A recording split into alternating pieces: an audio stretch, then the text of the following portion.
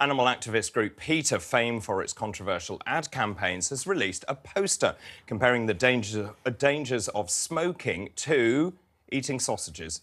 The group wants to erect giant billboards reading, "Still serving meat? How about a cigarette too?" outside hospitals, presumably to give patients something cheery to look at in the morning.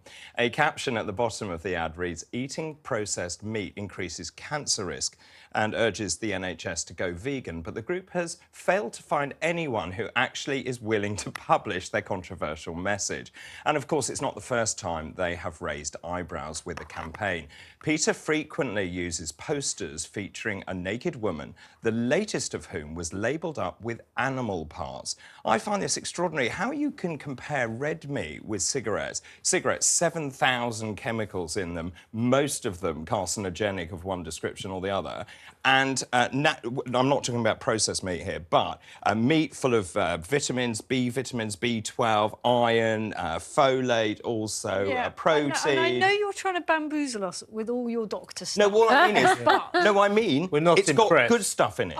It does, but not many people eat meat in that form. Yeah. So I don't have the statistics right here, right now, but the vast majority, I would hazard, of meat eaten across the world, certainly in the Western world, is cheap processed meat. Yeah. It just is. It's cheap processed meat. For example, cheap chicken is not that nutritious because the way the birds have been raised, they've got no muscle on them, it's very fatty because they don't get to move around.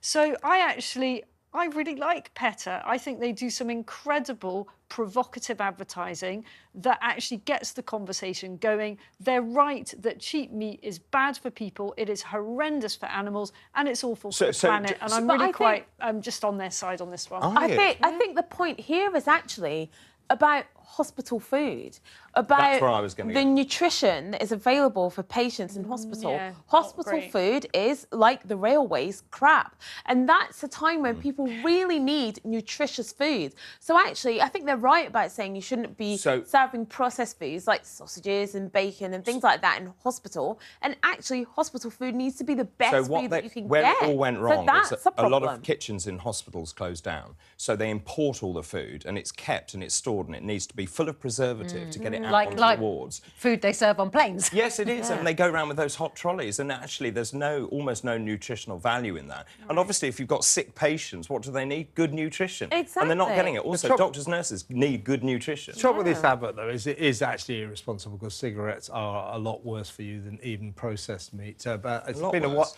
It's been a while. Yeah, I know. So I'm a big animal lover, so I'm kind of with you on this one as well. But the problem with this advert, it's been a while since I smoked, but it says, well, if you're going to eat meat, how about a cigarette too? And when I smoked, yeah, good idea. Have a fag with have that instead of the meat.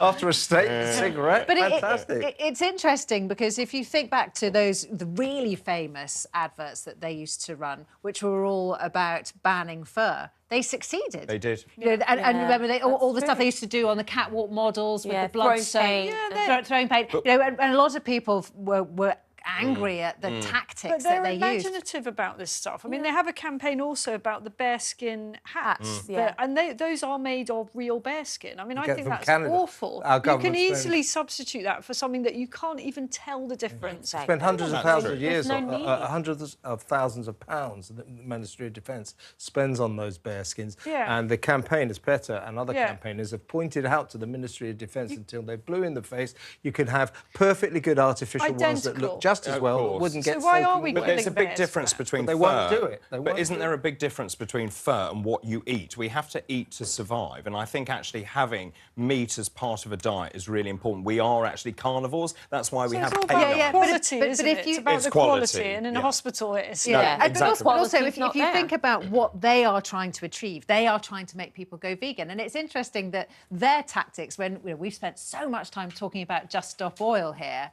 and it's interesting, although a lot of us don't necessarily agree with what they are trying to achieve, we're all saying that the way they're going about it is quite successful compared to blocking roads and stuff that Just Stop Oil. They've taken us with them, which is really interesting. Exactly. When we don't necessarily agree with them. No, exactly right. Unlike Just Stop Oil. Unlike Just Stop Oil. All the rest